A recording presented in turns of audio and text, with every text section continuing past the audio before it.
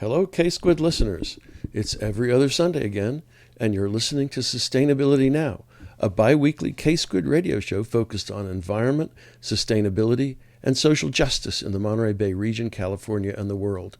I'm your host, Ronnie Lipschitz. As California looks forward to the beginning of a new presidential administration, there is growing trepidation about what it might mean for the state. Is it time to secede and join with other West Coast states to create a new country? 50 years ago, Ernest Kallenbach published Eco-utopia, a vision of a new country dedicated to protecting people and the environment. The book is what is sometimes called a traveler's tale. An individual visits an imagined place and reports back on what was observed there.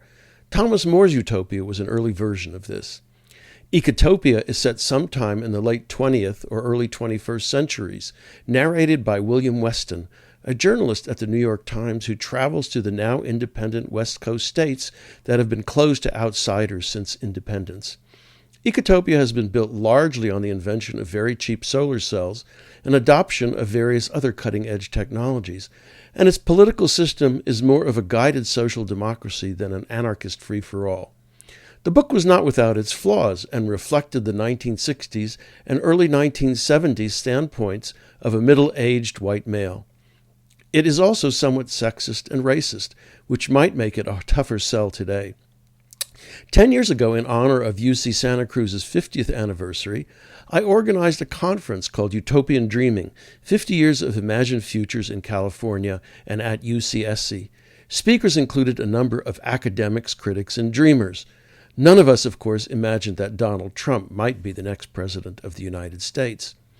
Today's broadcast consists of 3 presentations at the conference: a keynote by Kim Stanley Robinson, best known today for the Ministry of the Future, his vision of how to address climate change; Rosaura Sanchez, writer, storyteller, linguist, and professor of Latin American literature and Chicano literature at UC San Diego; and Fred Turner, Harry and Norman Chandler Professor of Communication at Stanford University and an acerbic observer and critic of that contemporary generator of utopian dystopian futures, Silicon Valley. So we're here to celebrate both the life and the work of Chick Kallenbach. And somebody else will probably mention this later tonight, but Eco-utopia was turned down by something like 20 publishers before it finally saw the light of day. It is said that there are something like 1 million copies in print in a number of languages, plus the 1,500 that my students have read. And so they're somewhere out there, and we can't dismiss the book as simply a product of the 1970s and irrelevant today. Although Eco-utopia has become a term of derision that we sometimes read in the New York Times, whatever its flaws, it remains an inspiration to many. Which leads me to the introduction of our keynote speaker, Kim Stanley Robinson. Stan currently lives in Davis, but he's really a child of Orange County, which was the inspiration for his Orange County or California trilogy.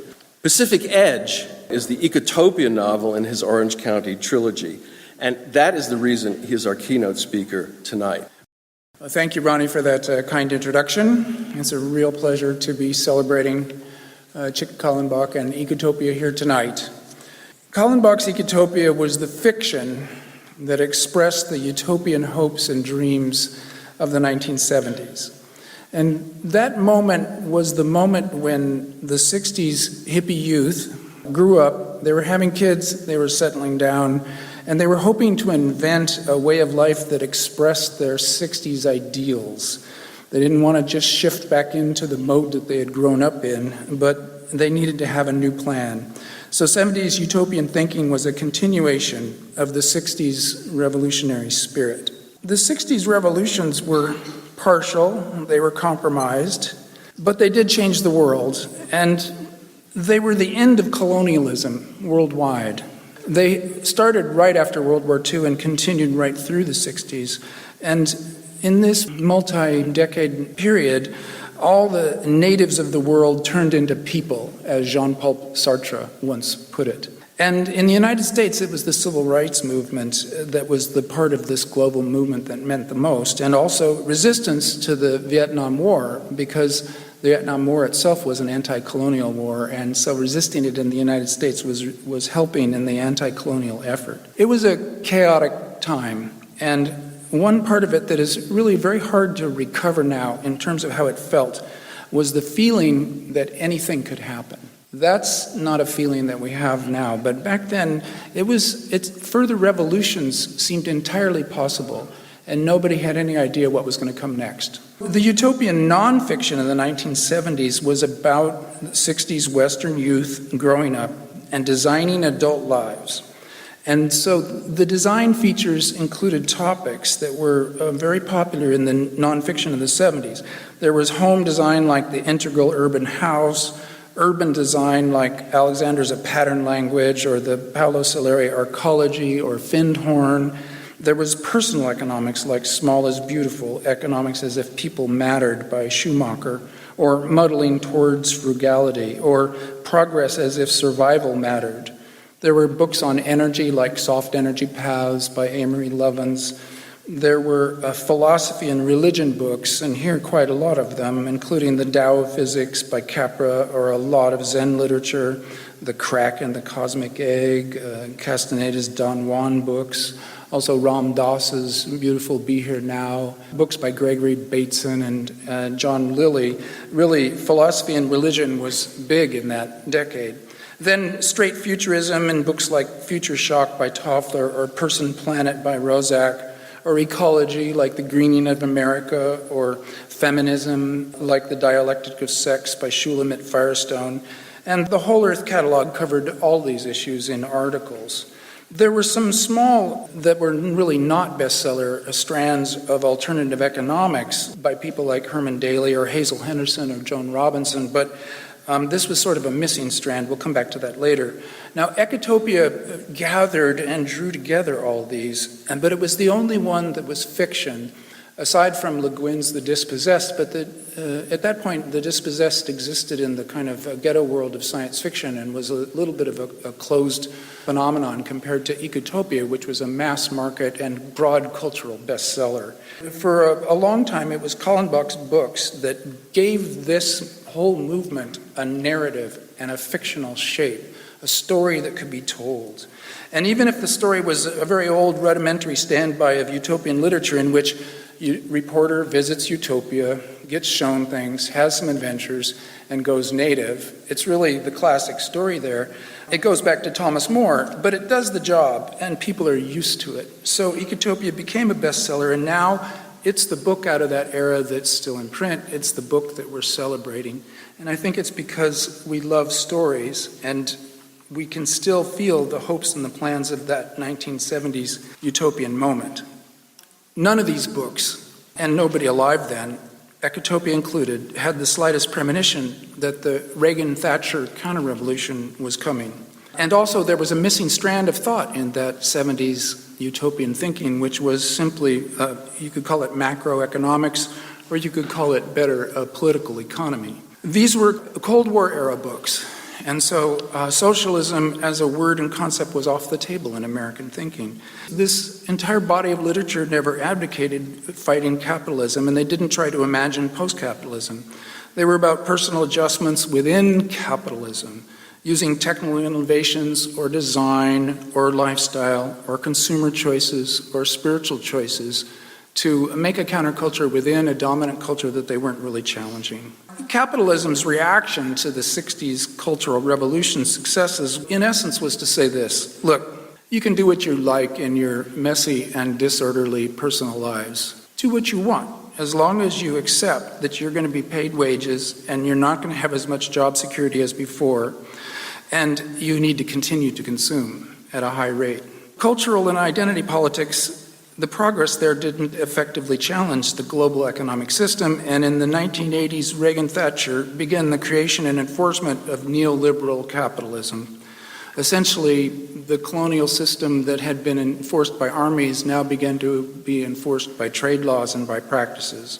So the aspects of this were free market, the Washington Consensus and austerity abroad, globalized free trade, the privatization of the public sphere, and all of these were establishing what we now call neoliberal market capitalism, which after 1989's fall of the Soviet Union became truly global, and there's no place in the world that doesn't live in this system.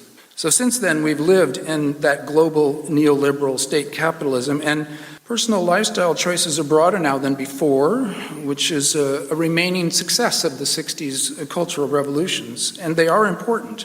But economic inequality is as great now as it was during the Gilded Age. Private privilege has decisively beaten the public good. And this means that we're living by a bad algorithm, where the main rule is to increase quarterly profit and shareholder value. And this means cutting costs as much as possible as a way to increase profits. And the easiest costs that one can cut are first labor costs, in other words, paying people for their work and their lives, and then exteriorizing environmental costs, which means dumping wastes, including CO2, and damaging the biosphere and strip mining the natural world for its short-term gain. The market, the free market, systemically underprices, especially labor and the environment, and so both of these suffer. And at the same time, the economy relies on people consuming. 70% of the American economy is simply consumption of non-necessities. So debt results. And it's encouraged because banks can use consumer debt to leverage further investment and speculation. So it's a highly leveraged system. In this context, the utopian fight goes on because it never really dies. People are always scheming and planning to try to make a better world. And indeed, the starker the situation looks, these are the moments where people's imaginations begin to flail in looking for solutions. So again, there is a lot of utopian nonfiction that's trying to find the way forward. And this time, it very often has to do with economics and with political economy. Understand that economics is always a study of capitalism, and it's descriptive rather than prescriptive. If you were to speculate on different kind of economics, then you get into a world of political economy. And it used to be that there would be departments of political economy in universities, but there aren't now. But it comes back anyway. The utopian nonfiction of our time is often very angry, and it focuses on understanding the crash of 2008, which is a very important moment. It's a genre that has a lot of books in it. There's Michael Lewis's The Big Short, or David Harvey's The 17 Contradictions of Capitalism, Naomi Klein's This Changes Everything, or David Graeber's Debt, Maurizio Lazzarato's Governing by Debt, and in terms of the environment, there's Bill McKibben and all of the climate change literature that's coming out. In the midst of this, we had the Occupy movement in, I think, 2011, and it was a great sign of fear and social unrest and desire for change. It was the precariat speaking out of their precariousness. It was a spasm without a good theory or a plan for going forward. And it was also much smaller than the 1960s protest movements. Another book in this utopian nonfiction of our time is a very interesting one called Why Civil Resistance Works, by Erica Chenoweth. And all these books together try to do what the Occupy movement couldn't do, which is to theorize progress from this moment. But now, because we are no longer in the Cold War, criticizing capitalism directly is back on the table, as from the mid-19th century to the mid-20th century.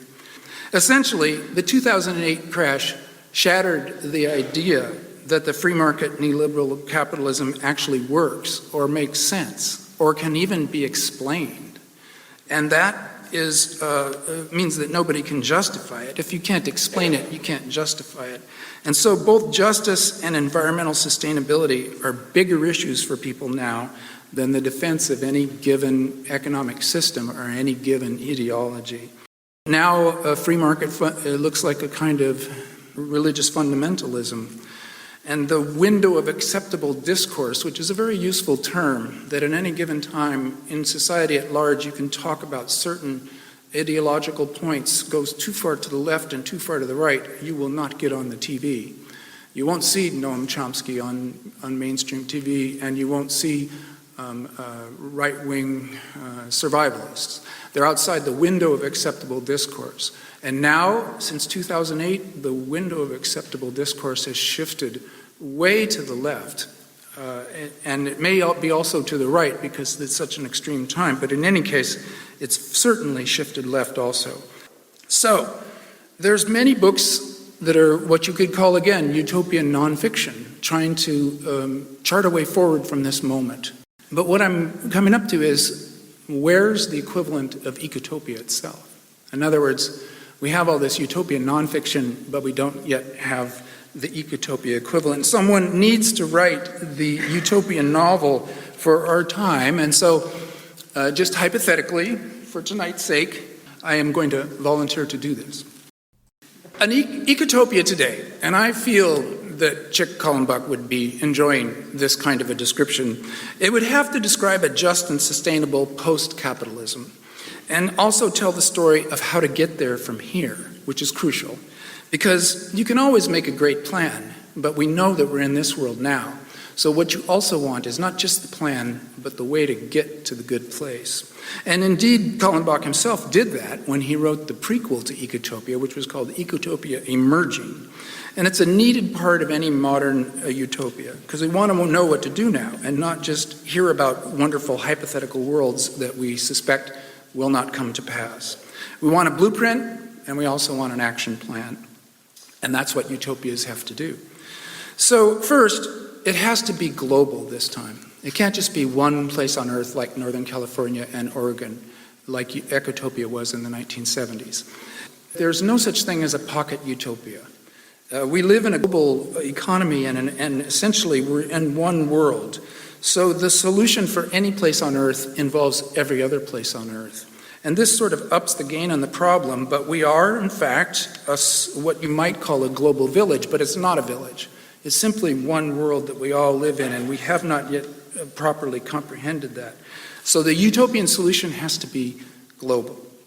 That increases the difficulties, but we have to do it. And Eco-utopia is not wrong to be partial. It's like all the other utopian writings that came in that era.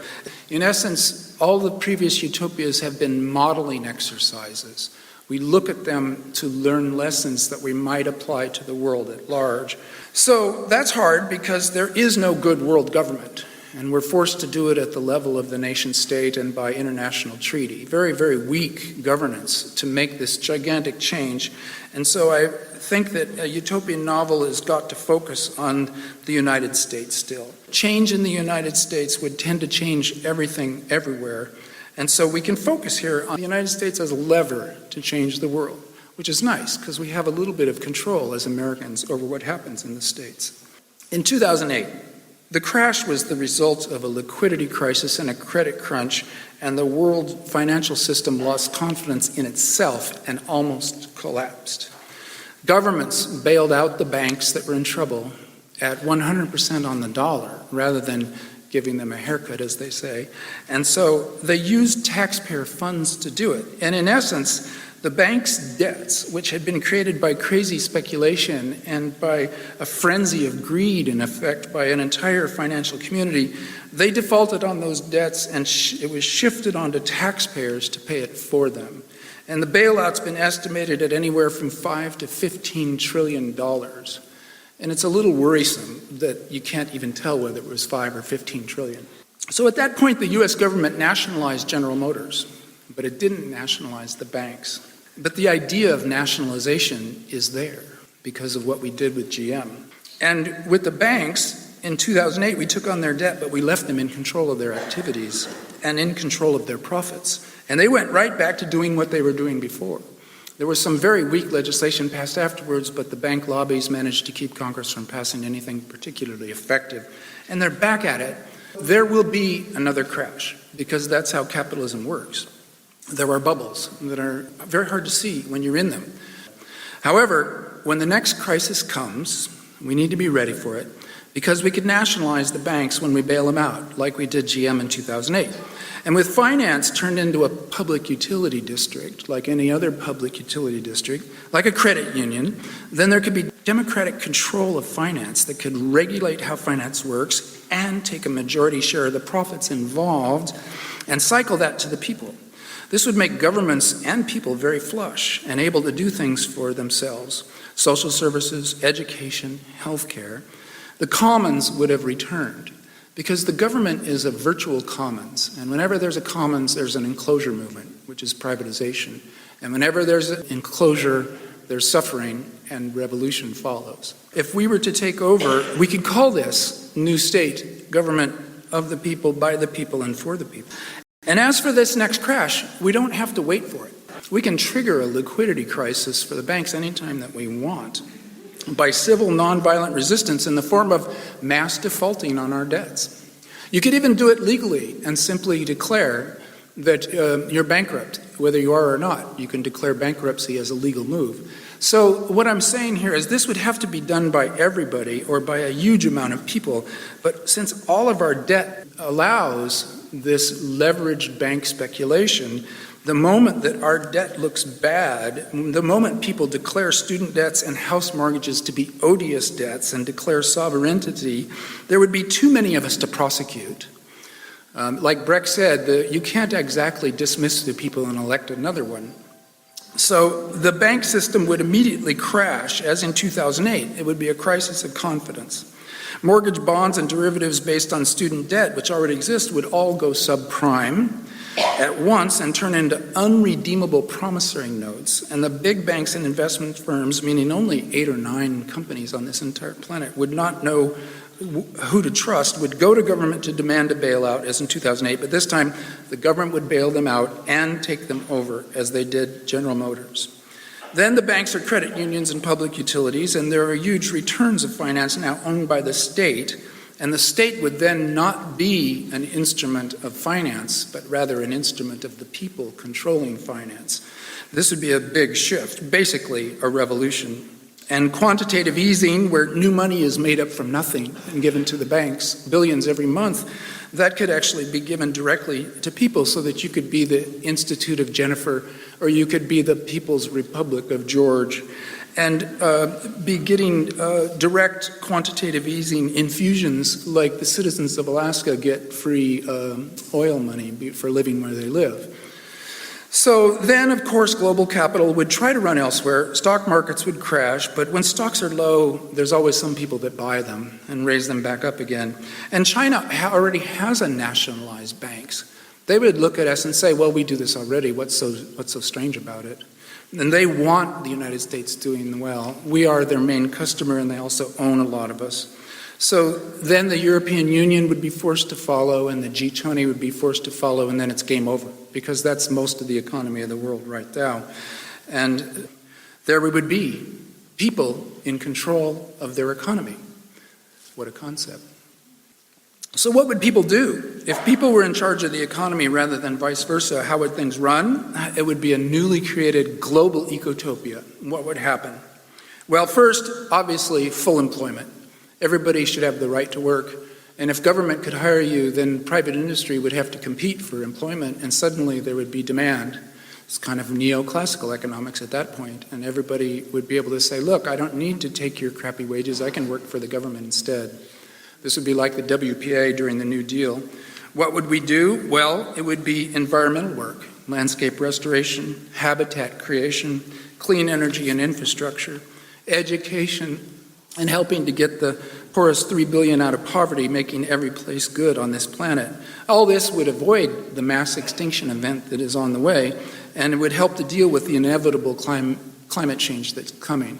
And habitat corridors all around this continent to allow the wild animals to prosper is not only doable by the way that people are contracting into cities anyway, but it's also a Chick Kallenbach idea who was suggesting for the last 40 years that the upper plains and the Rocky Mountains should be returned to a buffalo and wolves ecology, and that people and planet would be doing better from that. You would also want to have a hard carbon tax, where a rising tax on carbon, and we don't call that a tax anymore, we call that paying the true cost, because that's how much carbon really costs, and that's what we need to pay in order not to be ripping off the next generations. Then also a progressive tax, of course, but not just on incomes, but also on capital assets. This is the Piketty plan, Thomas Piketty. Because if you're rich, you can always bury your income in capital returns, capital gains. You can essentially dodge the fact and pay yourself as your own employee a small amount of money and get taxed on that. But if you have a progressive tax, a sharp one, on capital assets, it simply means the horizontalization of wealth. It means the beginning of social democracy big time. And it would put governments in control of accumulated capital that is now owned by an oligarchy that is mostly buying our governments. So we need that progressive tax on capital assets. And then you could say to the members of the oligarchy, because there are some people that will fight for this system and there are some people that are just going to go along with whatever the system exists, but for people who fear loss, you could always guarantee everybody that you get to keep $10 million, and you just have to live with that. In this system, a market would still exist, but it would be marginalized to toys and diversions, tourisms and entertainments. So the basic needs of life, food, water, shelter, clothing, healthcare, education, and work would all be public utilities, something that you have a right to as a citizen of this planet. But then beyond that, capitalism would be the residual, and of course it could still play its games. It could still work on its iPhones. If everybody on the planet lived at adequacy and capitalism was shoved to the margin, that margin would prosper too. It would go crazy because people like to play. And people would be free to throw themselves into realms of culture where the market could be a kind of a sport rather than a desperate, forced survival march. That's where it needs to stay. And of course this would protect the environment, but the environment would have to be protected by regulation and tended and nourished and paid for as such. It would be the work of civilization. And it would also be playful and a matter of gardening, of playing with the other animals on the planets. And also to make cycles that can go on through the centuries in perpetuity rather than being the strip mining and end game that we're now engaged on. So this would be the new Eco-utopia for our times. I feel like Chick Kallenbach would like it. And I want to say, what did I say at the end? Oh, spread the word. You're listening to Sustainability Now. I'm your host, Ronnie Lipschitz, and today's show consists of excerpts of presentations at a 2015 conference, Utopian Dreaming, 50 Years of Imagined Futures in California and at UCSC. The next speaker is Professor Rosario Sanchez from UC San Diego.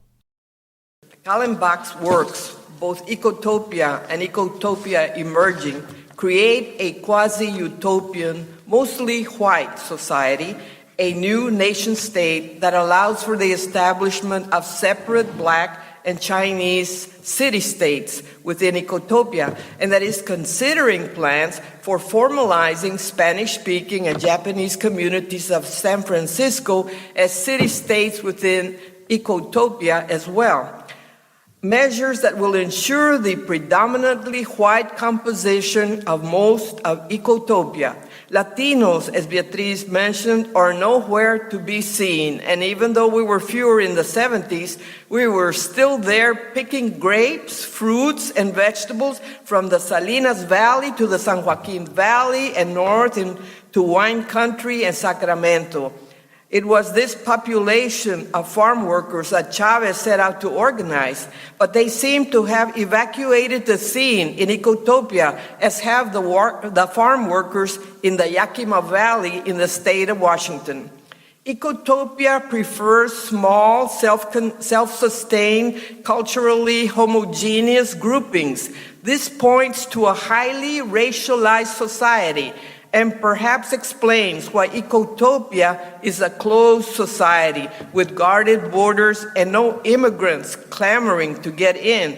It is exclusionary, but in its 20 or so years of existence, it has managed to incorporate a good many measures that will eliminate chemical pollution and contamination of the soil, air, and water, and produce a reduction in carbon emissions by doing away with cars. It has succeeded admirably in producing biodegradable plastics, instituting corporate taxes, and recycling paper, plastic, and glass products, and especially sewage.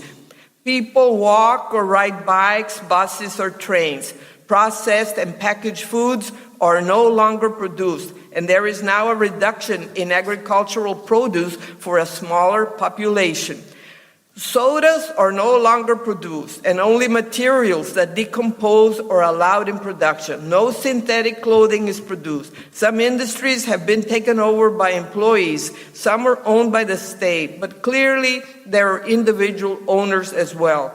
Overall, the work schedule has been reduced to 20 hours a week. Monopolies have been eliminated eliminated by not allowing any one owner to operate more than one company.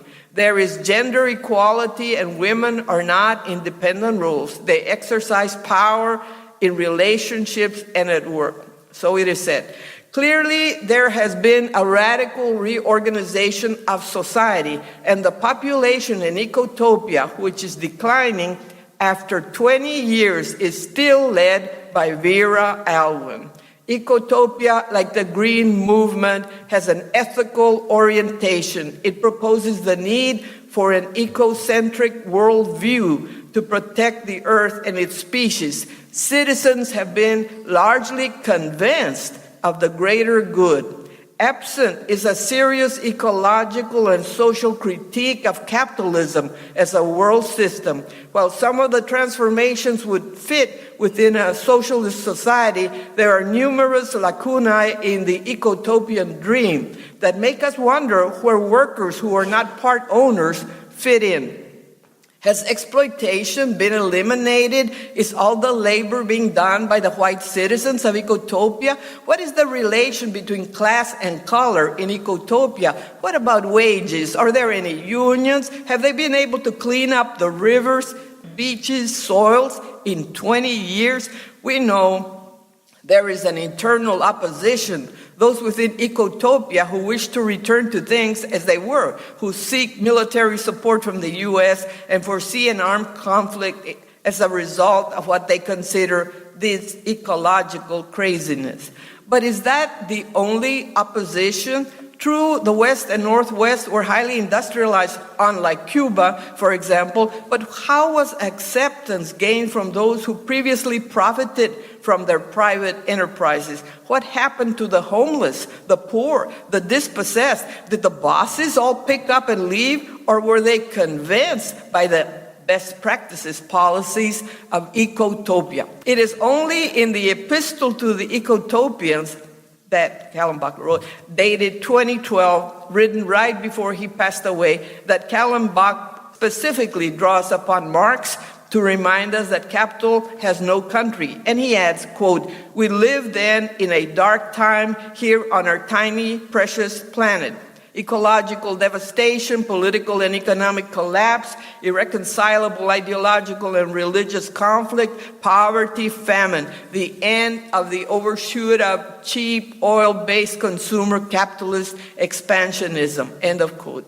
Here then, the connections are addressed in a nutshell, the nutshell missing from the rest of the works. Ecological critique is very much a part of contemporary Marxist thought. Ecological Marxists today recognize that the planetary ecological crisis has to be seen in relation to the current capitalist economy. John Bellamy Foster, for example, makes clear that the present greatest acceleration in the deterioration of the planet's ecosystem must be seen in direct and complex relation to the rise of monopoly capitalism and globalization. As argued by Monthly Review, quote, "There has so far been little recognition that monopoly, finance capitalism, and the third technological revolution have produced unique forms of ecological destruction in the past half century," end of quote.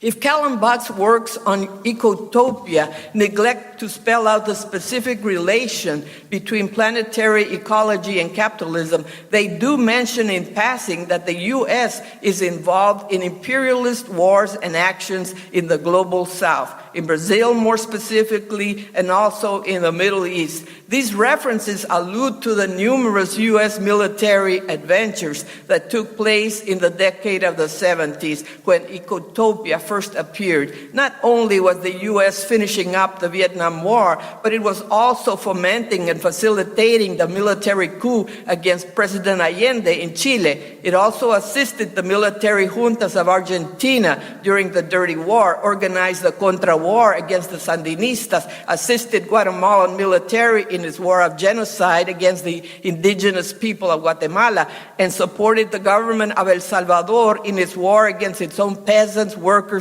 and even the progressive clergy.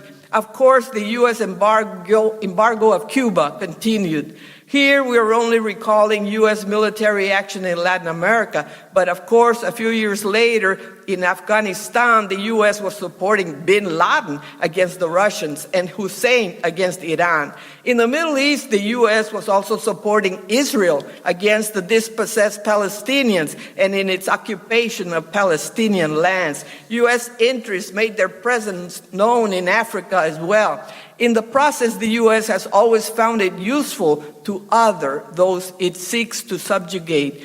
The U.S., as we all know, has even today numerous military bases, some 761 in fact, throughout the world, and presently is more of a military than an economic power, as argued by Harvey, Kalinikos, and Arrighi, among others. Imperialism, however, is more than military intervention, and as we also know, the U.S. has its finger in many economic pots, supporting transnational corporations that are polluting the soil and depriving natives of water rights. The ecology of the planet requires that we consider the impact of global imperialism, not only in Latin America, but throughout the world. Corporations specifically and human beings in general have become the culprits in this destruction of the planet's ecological system. Environmental historians today suggest that, quote, the Earth is in its sixth great extinction event, with rates of species loss growing rapidly for both terrestrial and marine ecosystems, end of quote. This change in the world's ecosystems marks what is being called the beginning of a new geological epoch or age, the Anthropocene epoch, that follows the Holocene epoch that came with the last ice age and the beginning of a relatively warm climate. All human history since before the invention of agriculture is said to have occurred during the Holocene. But now ecological change is being driven by the active interference of humans. And for that reason, ours is being called the Anthropocene epoch, or as some suggest, another age within the Holocene. But it does not augur well for us long-term as a species. We humans collectively are thus largely responsible for the planetary emergency represented by global warming, the melting of the ice in the Arctic, the rising sea levels, the rising carbon emissions, the ocean acidification, the loss of biological diversity, the collapse of the nation's honeybee colonies, the disappearance of fresh water, the deforestation, and the growing pollution, to name a few. The problem is clearly worldwide and cannot be contained by the actions of one nation state. It's bigger than that. It may already be too late. If this is the reality of our planet, it is difficult to dream about a better world. It is no wonder then, perhaps, that our Latino, Chicano, and Latin American fiction presents for the most part a dystopic view that provides post-apocalyptic scenes in which all is destroyed, water is poisoned, and the earth scorched. And yet, the world is calling for a revolutionary ecological view linked to social transformation. Without it, we do not see a way out. One has to recognize that new imaginings are necessary if we are to forestall a species and planet apocalypse and change the economic and political system. We have to imagine ways to divest ourselves of economic structures that hold us back and that will allow us to transform human relations with nature. That is what is at stake, and Kallenbach saw that. Thank you.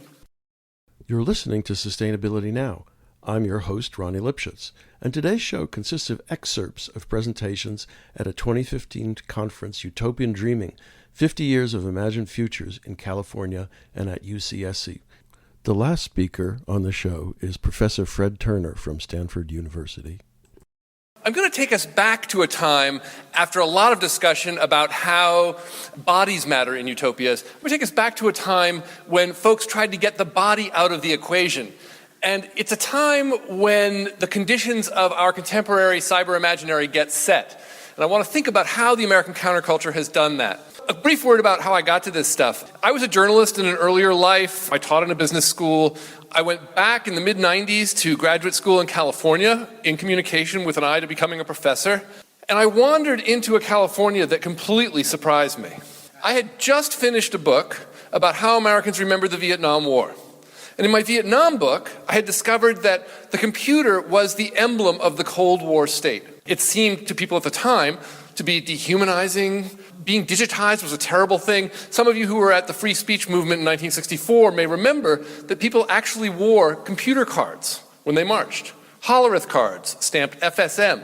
One of the big important chants during anti-war marches was, "I am a human being, do not fold, spindle, or mutilate." Computers were the emblem of the Cold War state. So imagine my surprise when I arrive at the University of California, San Diego in 1996 and see things like this. This is Wired magazine, circa 1967. You can see a sort of 60s imagery here, and a 60s imaginary, sort of psychedelic color scheme, a round globe that looks a little bit like a tab of ecstasy or a little bit like a millennial's vision of what a tab of acid might look like. And you see a language of world liberation, only now the fight's happening at the Treasury, and we're fighting for a new economy. And so I got to wondering, where on earth did we start imagining computers as tools of countercultural change? So I started rummaging, the way that journalists do, in Wired. And I started seeing that the writers for Wired in the late 1990s all knew each other. And they were writing about each other. And they had come together 30 years earlier at the Whole Earth Catalog. And I ended up, to my complete surprise, mapping a social network that stayed together for 30 years, with very few changes, and that transformed our understanding of computing. Stuart Brand, founder of the Whole Earth Catalog in 1968 with his wife Lois, went on to edit the Coevolution Quarterly and to help found the Whole Earth Review, which was a paper publication, The Well, which was a very important early online community, and the Global Business Network.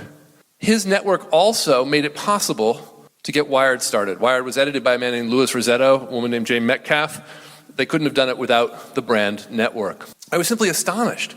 This, it turns out, was the community that gave us some of the following phrases: electronic frontier, virtual community, and my personal favorite, personal computer. This is the crowd that helped us personalize devices and to imagine them as tools of countercultural change. To understand why they were so important, we need to go back to what the counterculture was. I inherited a story in which the counterculture was a single collaborative movement. You know, you'd march against the war during the day, go home, pull out the bong at night. The notion was that sort of the drug-oriented counterculture and the political counterculture were one. It turns out that the counterculture was not one movement, but two, and they were quite distinct. Here in the Bay Area, we might think of them as Berkeley and San Francisco. On the one hand, we have the New Left, the Berkeley side. The New Left did politics to change politics, led marches against the war, struggled, saw itself as the ancestor and replacement to the old left. The New Communalists, on the other hand, did something quite different. You may not remember, although some of you might, that between 1966 and 1973 saw the largest wave of commune building in all of American history. Something like 1 million Americans left their college campuses, left their towns, moved back to the land, or formed collaborative communes in cities. This is an incredible movement. It's incredibly important. Remember that, until that time, we are a nation of communes. The Pilgrims were a commune. To have the density of communes that was founded in this period is sort of amazing. Both of these communities were anti-bureaucracy, anti-big technology, anti-mass culture. But it was interesting. Among the New Communalists, there was a challenge, and the challenge was this: how do we do politics in a way that doesn't replicate the hierarchies and the conflicts of mainstream society? The New Left was quite willing to keep doing politics in order to change politics. They just wanted better, more humane parties. The New Communalists wanted to leave parties behind entirely. How could they do that? They turned away from big technologies, but they turned directly toward small-scale technologies with which to transform their minds. Technologies that I'm going to call technologies of consciousness. These include LSD, stereos, to some degree automobiles. Why was the VW bus so spectacularly important in that period? In part because it's a technology that allows you to experience mobility and community simultaneously. Why? Why would they turn toward technology?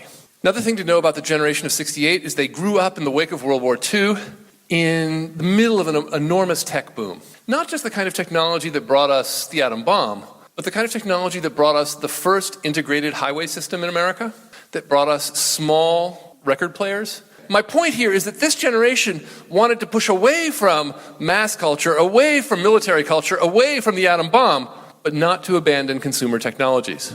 that had made their lives so pleasurable. In fact, they turned toward consumer technologies as the basis of a new kind of politics, a politics of consciousness. This politics came fairly directly, in the case of the Whole Earth Catalog, out of the work of Buckminster Fuller. Buckminster Fuller was a kind of autodidact architect, journalist, designed and patented, actually, he wasn't actually the first to build it, but he patented the geodesic dome, which you see behind him there. He had a notion that he called comprehensive design. He said, look, the resources of the world have been misallocated. They've been concentrated in the wrong hands. Your job in this world is to take the resources created by industrial society and valve them down into your own life and turn them into tools for transforming your everyday reality. One of the first places his philosophy took hold was here at Drop City, a flagship commune from 1965 in the plains of Trinidad, Colorado. And these are some early zomes. They're not quite geodesic domes. Fuller actually gave these folks an award, gave them $500 of his own money. We're trying to build a city that looked like the future. These zomes, see the different colored panels? Steve Baer was the designer of these, and what happened on Drop City was that the builders of these zones went out to junkyards locally and chopped the tops off cars. They literally valved the industrial products of the American automobile industry into technologies, rounded homes, that might transform their consciousness, give them a new way to live together. One of the most important valvers of industrial technology to the commune movement was Stuart Brand. I want to focus on this piece, the Whole Earth Catalog. You know, late 1967, early 1968, Stuart has moved back to California. He's living on the edge of the Stanford campus. He's become a merry prankster, a sort of peripheral merry prankster. He's a former sort of multimedia artist. He helps create the acid tests. So he's very active here. And about late 1967, the hate starts to empty out a little bit. You may remember that the Summer of Love is the summer of 1967. By that time, tourist buses are traveling through San Francisco to look at hippies. It's not very comfortable there anymore. If you want to make an alternative world, it's time to leave the city. So people start heading out, including many people that Stuart knows, and building things like Drop City or the Lama Foundation or any number of other communes, mostly through the Southwest. In any case, Stuart wants to figure out how he can help them. And he figures they're going to need tools. And so he and his wife Lois get up in a pickup truck, drive around to a series of communes, and try to figure out what people need. And they bring them various artifacts, and they don't sell very many of those. And they come back and they build, using a bit of Brand's inheritance, the Whole Earth Catalog. The Whole Earth Catalog is the most bizarre document. Two things about it are very strange. If you were headed back to the land and you were about to build a farm in the middle of Colorado, what would you want? Just shout out a tool you might want. A hoe, right? Shovel, keep going. Saw, solar panels. I want a tractor. Most of the tools that were depicted in the Whole Earth Catalog were not anything that we just talked about. They were books. 2/3 of the items in the catalog were books. Why? Because books were what commune people needed to build consciousness. They needed to develop a shared consciousness of the way the world was interconnected. And books were better for that than tractors were. And you can see here, I mean, it's unbelievably strange, right? Here's Norbert Wiener. Norbert Wiener was a military researcher in World War II and the founder of, or at least the coiner of the term, cybernetics. What's he doing in a countercultural catalog? That's the Hewlett-Packard 9100A up above him, the most powerful individual calculator that Hewlett-Packard made at the time. I don't know about you, living on Drop City, I don't need a massively packed calculator. Except insofar as a calculator seems to do the calculations that model the fact that the world really is a circulating system of information. The cybernetic vision holds true, and in the pages of the Whole Earth Catalog, it gets married to this strangely retrograde vision of community, a vision in which we dress like Indians, we do macrame, we do handwork. So the catalog was not a place where you could buy anything. It's a place that pointed you to other things, pointed you to how to buy things. It's for that reason that Steve Jobs, recently in 2005, told an audience at Stanford that it was like Google before Google. It was a search engine of a kind. But one of its most important features was that the things that would be searched for were mailed in by users. You would recommend a product for the catalog. The product, if it was accepted, you'd be paid $10. Your name would be printed and a little statement sometimes. Think back now to 1968-69. It's a world before the internet. Long-distance phone calls are really expensive. Snail mail is how you confess your love. In that time frame, the catalog became a map of an otherwise hard-to-see national counterculture. If you wanted to know where the other hippies were, you got the catalog.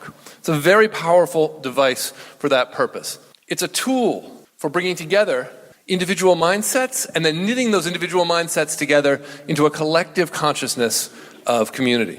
So that's 1968, 69. By 1972, the catalog is officially closed. There are other bits and pieces that come out. There are other examples of it that come out later for various reasons. By the early 1980s, Stuart Brand and the commune movement are more or less kaput. By the mid-1980s, Reagan is in power. The commune movement has dissolved. The Vietnam War has ended. What happened back there? And the answer is there's no answer that they're comfortable with. But emerging around them in the 1980s is a different world, a world of computers that may seem to have some of the same properties that the Whole Earth Catalog had in the past. So the Whole Earth Catalog was technophilic, reversionary, communal, alternative. When they woke up in the 1980s in Silicon Valley, the communalists of the 1960s, led by Stuart, the Whole Earth Catalog crew, reimagined computing as a tool for creating virtual community, digitized community. Finally, through computers, we would build the kind of consciousness that we could not build earlier on the communes. I only want to note that the catalog was a snail mail, paper-driven event. The well actually existed in digital real time. You would dial up using your modem. Remember that sound? And because of that, you were part of an interactive community when you got there. Another thing to remember, in this period, the internet was not yet a visual medium. It's just text, okay? So you kind of leave your body behind. At the same time, you do that in a world that is industrially completely different. 1968, the era of the Whole Earth Catalog, Silicon Valley was largely dominated by large military industrial tech firms. You tended to have a job. You got a job with, say, Boeing. You kept it your life long. By 1985, that wasn't the case. The Valley had become transformed. It was a network-oriented production space featuring contract employment and microcomputers. In that kind of a world, you needed a network to survive. It wasn't a luxury anymore. And on the well, the odd fusion of countercultural style and networking was enormously powerful. This is Howard Rheingold, a journalist writing in 1990, and I love his language here. He says, the well is an outright magical resource professionally. But the best thing is it's a gift economy. It's not an economy. It's a place where we build things together. We don't do spreadsheets. What you can hear here, ladies and gentlemen, is a repurposing of the countercultural ideal. This is not a business place, says Howard. It isn't even a bar. It's a commune of the ether. Virtual community becomes the governing metaphor by which we understand computer interaction for the first 20 years of the internet. It's an enormously powerful cultural event. This is John Coate, a former member of the Farm Commune out in Tennessee. And check out his language. The well is a place where professional and personal interactions overlap, because that's what a village is. You go down to the butcher, the blacksmith, you transact your business. I live in Silicon Valley. I couldn't find a butcher if you paid me, let alone a blacksmith. This is the reversionary language of commune building come back now and becoming attached to computers. That language haunts us today. The dream of utopia that animated the communes of the late 1960s is now a linguistic, a cultural, a style resource for the builders of Uber and Airbnb, of Google, of Facebook. The dreams of community that animated us in 1968 have become the language by which computer worlds today are building communities that expose us to exactly the kinds of military-industrial monitoring we protested in 1968. That's where we are. I hope you feel a chill. I feel a chill. And that's why I want to wrap up with a warning. This is the Llama Foundation. These are friends of Stuart Brand's. And they're dancing for world peace under a dome. And I have two very distinct feelings about these people. On the one hand, I love them. I want to dance for world peace under domes myself. Why else are we here? When I dance in the living room with my wife and my daughter and our friends, that's what I'm here for. But as a politics, dancing under domes is radically inadequate. We inhabit a world where we still tend to believe that simply expressing ourselves together, changing the consciousness of those around us, will change the world. That is stunningly naive. When I look at the Occupy movement, I see a movement that claimed the term the 99% and the 1%, and that reframes debate, and that's great. Reframing debate is great. When I look at the Tea Party, based in churches, working in our government, I see a transformation of Congress, and through it, a transformation of law. My challenge, ladies and gentlemen, is the challenge of letting go of the utopian dream of a community of consciousness and turning instead toward the building of an America that has people who are different from one another, who work together despite their differences for the common good across their differences. Thank you very much. You've been listening to a Sustainability Now broadcast of talks from the 2015 conference Utopian Dreaming, 50 Years of Imagined Futures in California and at UCSC. The speakers were science fiction author Kim Stanley Robinson, UC San Diego professor Rosario Sanchez, and Stanford professor Fred Turner. More information about the conference can be found at the Sustainability Now podcast sites, where you can also listen to previous shows. Just visit ksquid.org/sustainabilitynow or Spotify, YouTube, and Pocket Casts and look for Sustainability Now on KSQD. So thanks for listening, and thanks to all the staff and volunteers who make K-Squid your community radio station and keep it going. And so until next every other Sunday, Sustainability Now.